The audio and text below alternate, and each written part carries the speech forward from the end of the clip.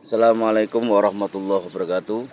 Saudaraku sebangsa dan setanah air dimanapun Anda berada, masih bersama MNZ Video ya. Salam Indonesia Raya, salam Nusantara.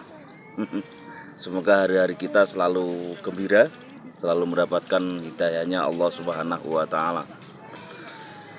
Kali ini kita akan bercerita sedikit tentang persoalan yang terus-menerus bergulir, belum clear, belum selesai, yaitu tentang persoalan nasab dan sanad. Nasab dan sanad itu sebuah ilmu. Ini ilmu nasab ada, ilmu sanad juga ada. Nah, apakah sama dengan antara ilmu nasab dan sanad ini? Tentunya tidak sama. Tentunya tidak sama, sebab ilmu nasab itu tentang sebuah ilmu membahas tentang keturunan atau dzurriyyah.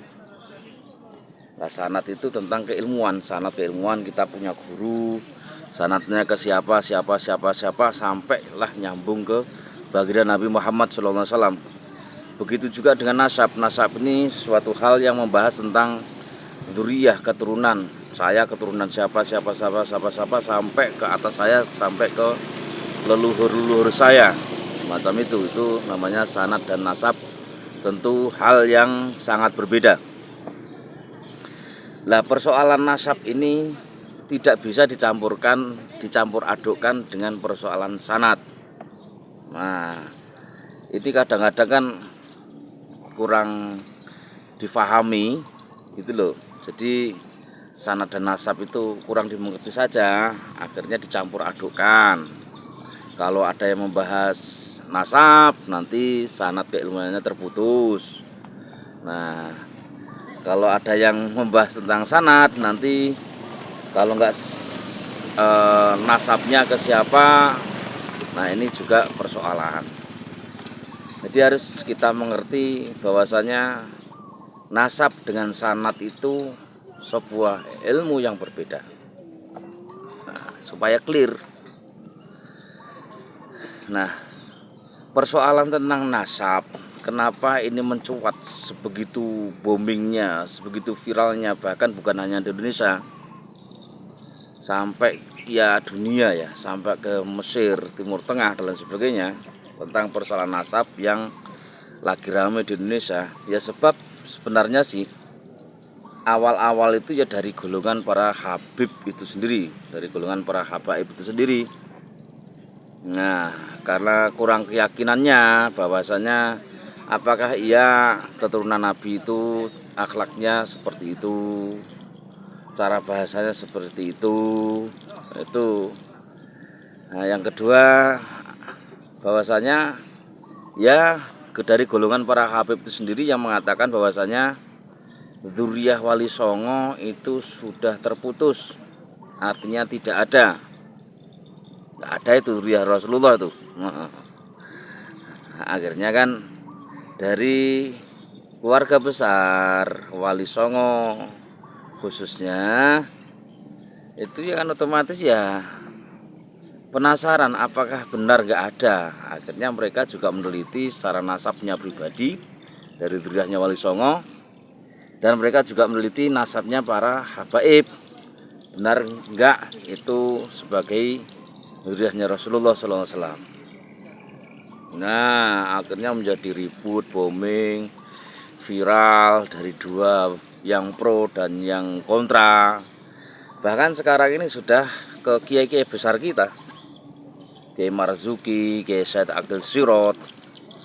Ya, mereka juga berbeda pandangan dengan Kiai Haji Miftahul Ahyar, dengan Ketua PBNU.